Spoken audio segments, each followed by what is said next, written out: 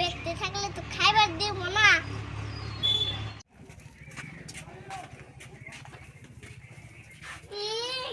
কি মাত্র বেশি ডালে নাই, 2 দিন যাচ্ছি তাও খাই, পারলে একটু কিনে খাই।